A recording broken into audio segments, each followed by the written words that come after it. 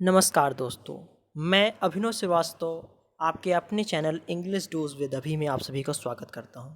दोस्तों, आज का टॉपिक साइकोलॉजी से है, जो आप देख सकते हैं कि गैने का अधिगम सिद्धांत। दोस्तों, इसको हम अन्य नाम से भी जानते हैं, जैसे गैने का समस्या समाधान का अधिगम सिद्धांत या फिर गैने का पदानुक्रमिक सिद्धांत। इस तरह से इसके अलग अलग नाम हैं।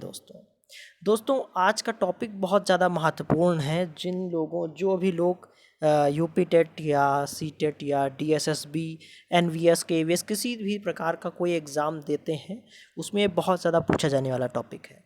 तो दोस्तों, आइए शुरुआत करते हैं आज के इस टॉपिक की। दोस्तों, वीडियो को अंत तक देखें, क्योंकि मैं आपको लास्ट में एक ऐसी ट्रिक बताऊंगा जिससे आपको इस पूरी सिद्धांत का निचोड़ मैंने बना करके एक ट्रिक बनाई है, जो आपके लिए बहुत ज़्यादा महत्वपूर्ण है। तो इसलिए वीडियो को अंत तक ज़रूर देखें। तो आइए दोस्तों, शुरुआत करते हैं आज के अपने इस टॉपिक की। दोस्तों, सबसे पहले बात करते हैं कि गैने जी ने ये सिद्धांत कहाँ से आया। तो गैने जी की एक बहुत ही फेमस बुक है, जिसका नाम है द कंडीशन ऑफ लर्निंग, जिसे उन्होंने 1965 में लिखा था। और उसमें उन्होंने 8 प्रकार दिए अपने इस सिद्धांत को लेकर के, और जो कि बहुत ही एक स्टेप वाइज हैं, जैसा इसका नाम है कि पदानुक्रमिक।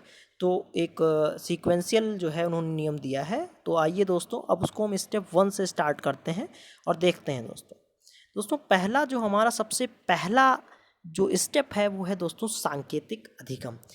दोस्तों, प्रश्न ऐसे बन जाता है कि अधिगम सोपानकी का जो नियम है दोस्तों, ये जो गैने जी के द्वारा दिया गया, इसका सबसे निम्न स्तर किसे कहते हैं। तो दोस्तों, इसके निम्न स्तर जैसा आप देख सकते हैं, पहला स्टेप जो पहला स्तर है वही हमारा सांकेतिक अधिगम है, और उसे ही हम लोग निम्न स्तर कहते हैं। और दोस्तों, अगर हम उच्च स्तर की बात करें तो आप देख सकते हैं हाईएस्ट लेवल यहाँ पर उच्च स्तर समस्या समाधान है। इस तरह के प्रश्न दोस्तों बन जाते हैं। अब दोस्तों, मान लीजिए प्रश्न ऐसे भी बनता है, मान लीजिए कोई बच्चा ऐसा है जो पहले पेंसिल से लिखता है, फिर पेन से, फिर पढ़ना शुरू करता है, फिर धीरे धीरे लिखना भी शुरू कर देता है। तो एक क्रम के अनुसार एक श्रृंखला का निर्माण हो जाता है। तो वो किस प्रकार के स्तर में आता है? तो दोस्तों, तीसरे स्तर में आता है, जिसे हम कहते हैं श्रृंखलाबद्धता। तो इस प्रकार के प्रश्न बनते हैं। अब दोस्तों आते हैं जल्दी से, पहले हम इसके जितने भी हमारे स्तर हैं उनके बारे में चर्चा करते हैं। दोस्तों, अगर हम सांकेतिक अधिगम के बारे में बात करें तो दोस्तों, जैसे हम अपने घर में बच्चे के लिए कोई भी एक चार्ट ला करके टांग दें, और वहाँ पर उसमें अलग अलग प्रकार के पिक्चर्स बने हों कि ये पिक्चर जो है मान लीजिए इस वस्तु का है या ये किसी और वस्तु का है। तो इस तरह से बच्चा क्या करता है, उसको संकेतों के माध्यम से, वो पहले अक्षर न सीख करके पहले संकेत अपने दिमाग में बना लेता है कि हाँ ये संकेत, जैसे उसने बॉल देख ली तो वो समझ जाता है कि हाँ अगर ये ऐसी चीज़ है तो वो बॉल होती है। तो पहले सबसे पहला जो स्तर हो जाता है वो सांकेतिक अधिगम में आता है। अब दोस्तों, उद्दीपक अनुक्रिया, दोस्तों इसके बारे में तो आप लोगों ने बहुत ज़्यादा पढ़ा होगा। उद्दीपक अनुक्रिया बहुत एक इम्पॉर्टेंट फैक्ट है। थॉर्नडाइक, पावलोव या जो भी हैं इनसे जुड़े हुए, आपने इनको अच्छे से पढ़ा होगा। तो दोस्तों, अगर हम उद्दीपक अनुक्रिया की बात करें, स्टिमुलस रिस्पॉन्स की, तो दोस्तों सबसे पहले उद्दीपक की अगर बात करें तो उद्दीपक वो चीज़ है, अगर हम सामान्य शब्दों में कहें तो उद्दीपक वह माध्यम एक तरह से कह सकते हैं आता है जो हमें अट्रैक्ट करता है, जो हमें आकर्षित करे किसी काम को करने के लिए। और दोस्तों, जब वो अट्रैक्शन हमारा बढ़ जाता है या जब कोई भी चीज़ हमें अट्रैक्ट करती है तो हम उसके प्रति अनुक्रिया करते हैं, जो कि हमारा सेकंड स्टेप है। अब दोस्तों, तीसरे की अगर बात करें तो तीसरा, जैसे मैंने आपको बच्चे का एक एग्जांपल देख करके बताया, वो हमारा तीसरे स्टेप में आ जाएगा। दोस्तों, अगर हम चौथे की बात करें, जो आप देख सकते हैं शाब्दिक साहचर्य।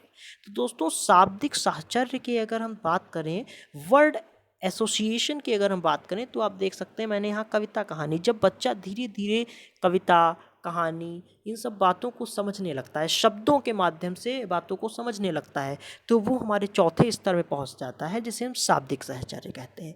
दोस्तों, अगला आप देख सकते हैं, जो 5वां नंबर हमारा है विभेदीकरण।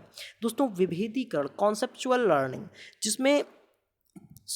डिस्क्रिमिनेशन, जिसमें दोस्तों बच्चा विभेद करना, अंतर जानना शुरू कर देता है कि मान लीजिए हमने उसे दो अलग अलग प्रकार के डिफरेंट शेप्स के हमने कोई उसके दो चीज़ें दे दी, मान लीजिए एक गोल और एक रेक्टेंगल शेप आयताकार में हमने उसे दे दिया, तो दोनों में वो अंतर समझ जाता है, विभेद करना समझ जाता है। अब दोस्तों अगले की बात करें तो सम प्रत्यय सीखना, जो 6th पार्ट है हमारा कॉन्सेप्चुअल लर्निंग। अब दोस्तों इसमें वो ये चीज़ें समझता है, वो अपने दिमाग में एक बात बना लेता है। जैसे मान लीजिए कोई भी जानवर है जो मांस का सेवन करता है, तो वो समझ जाता है कि भाई मांस का सेवन अगर कर रहा है तो वो मांसाहारी हो जाएगा।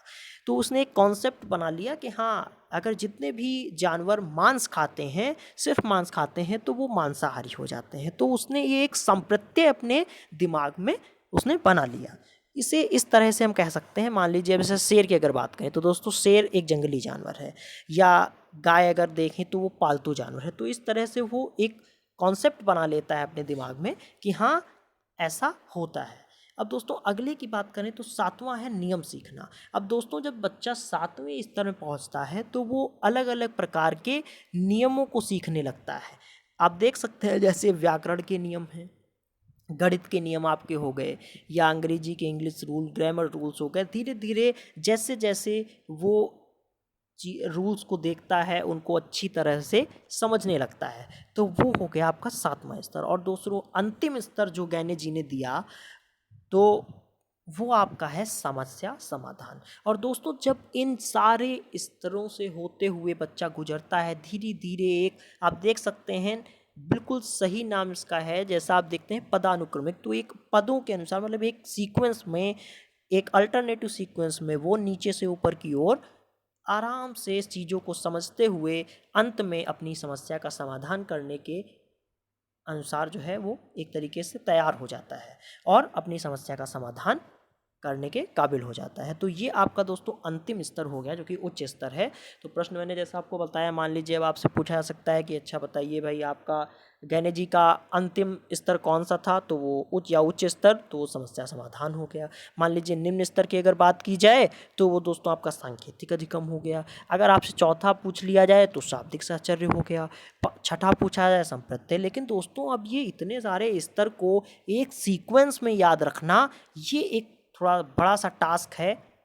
तो दोस्तों ये कैसे हो पाएगा? दोस्तों आज मैंने आपके लिए इसी से संबंधित एक ट्रिक बनाई है, जो शायद मैं उम्मीद करूंगा कि अगर आप उस ट्रिक को समझ लेते हैं तो यकीन मानिए दोस्तों कि आपको सारे जितने भी ये 1 से 8 स्तर हैं, ये आपको एक उचित क्रम के अनुसार, क्रमानुसार आप उनको याद रख पाएंगे। क्योंकि दोस्तों प्रश्न इस तरह से भी बन जाता है, अब आपसे ये भी पूछ ले सकता है वहाँ पर जो है एग्जामिनेशन में, कि बताइए कि आपका गैने जी के नियम के अनुसार उचित क्रम में इसको व्यवस्थित कीजिए, या इसका उचित क्रम क्या है। तो दोस्तों अगर आपको सीक्वेंस याद है तो आप बहुत अच्छी तरह से उनको अपने अनुसार समझकर आप उसको सही ऑप्शन को टिक कर सकते हैं या सही उत्तर बता सकते हैं। तो दोस्तों अब जैसा कि आपका ये जो है जो इंतज़ार है वो ख़त्म हुआ, और अब हम लोग दोस्तों चल रहे हैं अपनी ट्रिक के ऊपर कि कैसे आखिर हम इन सारे स्तर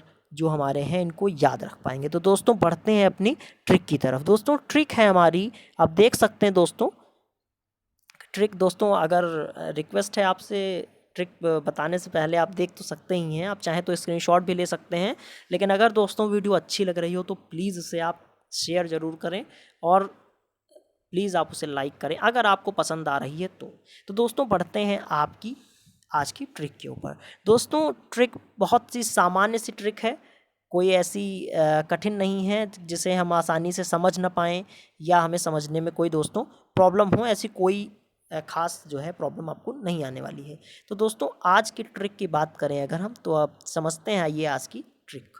दोस्तों ट्रिक है कि संकेतों के द्वारा उद्दीपक श्रृंखला तैयार की शब्दों की।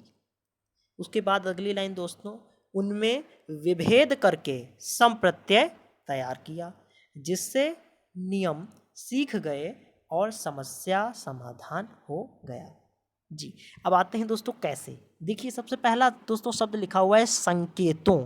तो दोस्तों आप देख सकते हैं, आप अभी इसको आप रिमाइंड करके देखिएगा वीडियो को। पहला आपका जो स्टेप है वो है सांकेतिक अधिगम। तो संकेतों से बन गया आपका सांकेतिक अधिगम। संकेतों के द्वारा अगर आगे बढ़ें दोस्तों तो उद्दीपक, तो दूसरा दोस्तों आपका जो मैंने बताया था दूसरा स्टेप था वो था उद्दीपक अनुक्रिया, स्टिमुलस रेस्पॉन्स, जिसमें बच्चा प्रोसेस करना सीख जाता है। तो सेकंड स्टेप आपका ये हो गया, ये दोस्तों आपका पहला हो गया, ये आपका दूसरा हो गया। तीसरे की बात आप देख सकते हैं श्रृंखला तैयार की शब्दों की। तो दोस्तों श्रृंखला, आपकी जो श्रृंखला है, जो सीक्वेंस में वो एक्ट करना, सीरीज बनाना, एक सीरीज के तहत वो काम करना शुरू कर देता है। तो दोस्तों तीसरा आपका श्रृंखलाबद्धता हो गया। चौथे की बात करें तो आगे तैयार की शब्दों की। दोस्तों शब्दों से आप याद रख सकते हैं, मैंने भी बताया था शब्दों के द्वारा ये समझता है तो शाब्दिक सहचर्य में आता है। तो दोस्तों शब्दों के द्वारा उसने शाब्दिक सहचर्य के स्तर को आपने समझ लिया। अब उनमें विभेद करके, तो विभेद से दोस्तों हो जाएगा आपका पांचवा स्तर विभेदीकरण। विभेदीकरण करना, डिस्क्रिमिनेशन, मतलब वो शेप्स में जो है अंतर करना सीख जाता है, करके सम प्रत्यय तैयार किया। दोस्तों ये आपका हो जाएगा छठा स्तर, जिसमें सम प्रत्यय सीखना या सम प्रत्यय तैयार करना वो छठा स्तर हो जाएगा।